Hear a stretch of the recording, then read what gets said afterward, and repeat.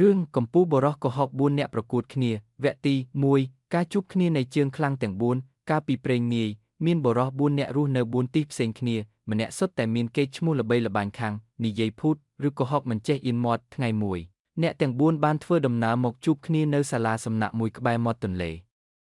ដោយចង់ដឹងថាអ្នកណាជាមេកន្ទ្រាញខាងកុហកអ្នកទាំង4ក៏បានព្រមព្រៀងគ្នាភ្នាល់ថាម្នាក់ត្រូវនិយាយរឿងកុហកម្នាក់មួយរឿងបាននរណានិយាយទៅហើយអ្នក3នាក់ទៀតឧទានថាជឿមិនរួចឬឆ្ងល់នោះអ្នកនិយាយគឺជាអ្នកឈ្នះហើយទទួលបានប្រាក់វគ្គទី2រឿងត្រីលេប្រទេសគោបរោះទី1ចាប់ផ្ដើមមុនគេបងប្អូនឲ្យកាលពីខែមុនខ្ញុំជិះទូកស្ទូចត្រីនៅកណ្ដាលទន្លេមេគង្គស្រាប់តែមានត្រីរ៉ស់មួយក្បាលធំដូចភ្នំវាមកលេបសន្ទូចខ្ញុំក៏វះពោះវាទៅស្រាប់តែឃើញរទេះគោមួយគ្រឿងទាំងគោទាំងមនុស្សកំពុងបរលេងនៅក្នុងពោះត្រីនោះយ៉ាងរំភើយបរោះ3នាក់ទៀតឮហើយក៏ទប់សំណើចរួចឆ្លើយព្រមគ្នាថា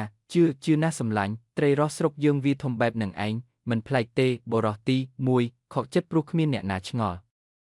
វគ្គទី3រឿងដើមត្រប់ខ្ពស់ដល់មេឃបរោះទី2បន្តវេនរឿងត្រីនឹងនៅតូចតាចទេកាលពីឆ្នាំមុនផ្ទះខ្ញុំដាំដើមត្រប់មួយដើមវាមិនដឹងជាស៊ីជាអីទេដុះឡើងខ្ពស់ផុតដល់ជាន់មេឃដល់ពេលវាផ្លែខ្ញុំចង់បេះមកសខ្ញុំត្រូវដាំជណ្ដើរឡើងទៅបេះអស់រយៈពេល7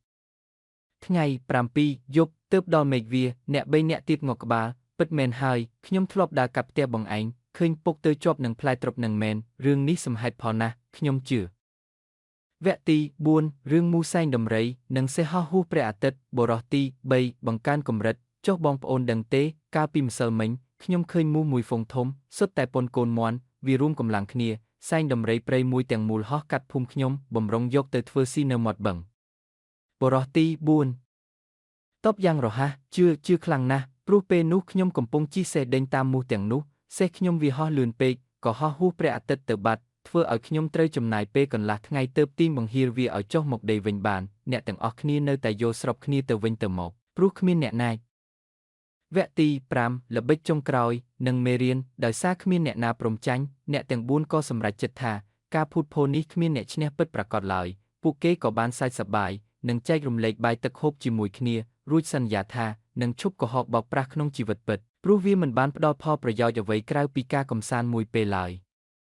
រឿងនេះចង់អប់រំថាមនុស្សភូតតែងជួបមនុស្សភូតដូចគ្នាការប្រើវោហារស័ព្ទដើម្បីកំសាន្តជារឿងមួយប៉ុន្តែការរស់នៅក្នុងសេចក្តីពិតទើបជាសេចក្តីសុខដ៏យូរអង្វែងសូមបងប្អូនជួយចុច Subscribe និងចុចកណ្ដឹងផងសូមអរគុណបងប្អូនទាំងអស់ទុកជាមុន